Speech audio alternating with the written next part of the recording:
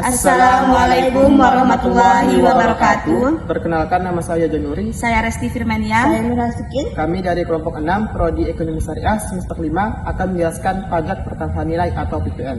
Untuk penjelasan lebih selanjutnya, simak video berikut ini. Pajak pertambahan nilai. Pajak pertambahan nilai atau PPN adalah pungutan yang dikenakan dalam setiap proses produksi maupun distribusi. Itulah alasannya kita sering menemukan pajak pertambahan nilai dalam transaksi sehari-hari.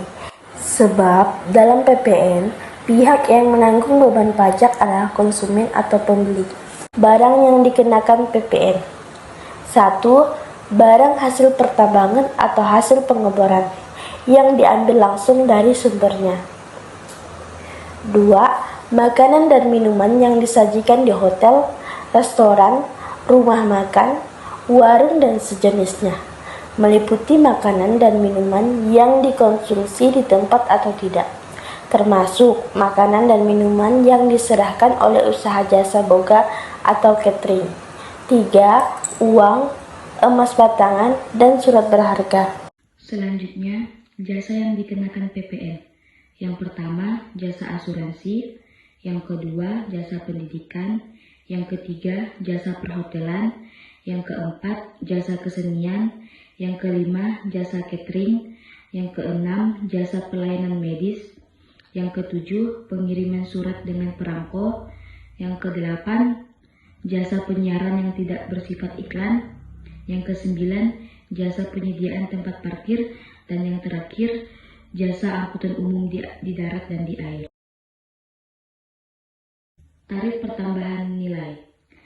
Setelah mengenal apa saja barang dan jasa yang dikenakan PPN, sekarang saatnya membahas besar tarif yang dikenakan.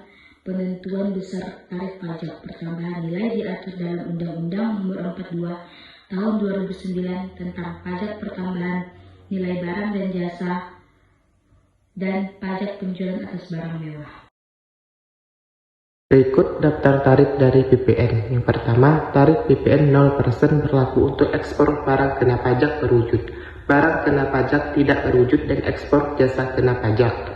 Yang kedua, tarif PPN 11% berlaku untuk semua produk yang beredar dalam negeri, termasuk di daerah zona ekonomi eksklusif dan landas kontinen yang di dalamnya berlaku undang-undang yang mengatur kepabeanan.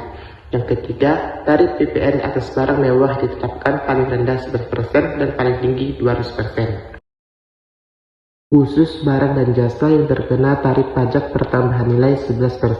Besaran tarif tersebut masih dapat diubah menjadi paling rendah 5% hingga paling tinggi 20% mengikuti peraturan pemerintah yang berlaku. Pembayaran dan pelaporan. Pajak pertambahan nilai mengikat pembeli dan penjual. Seperti yang dijelaskan sebelumnya, PPN adalah kewajiban dari pembeli sehingga dibayarkan oleh pembeli itu sendiri. Namun, kewajiban pemungutan, penyetoran dan pelaporan pajak pertambahan nilai merupakan kewajiban penjual atau pengusaha kena pajak atau PKP. Penjual atau PKP kemudian melaporkan pemungutan PPN secara akumulatif ke Ditjen Pajak. Bukti pengungutan pajak pertambahan nilai disebut dengan faktur pajak. Di dalam sebuah faktur pajak dicantumkan beberapa hal seperti nama, alamat, barang atau jasa yang dibeli, NPWP, dan lain-lain. Penjual wajib melaporkan faktur pajak paling lambat pada akhir bulan terjadinya transaksi. Sekian dari penjelasan video kami ucapkan terima kasih. Wassalamualaikum warahmatullahi wabarakatuh.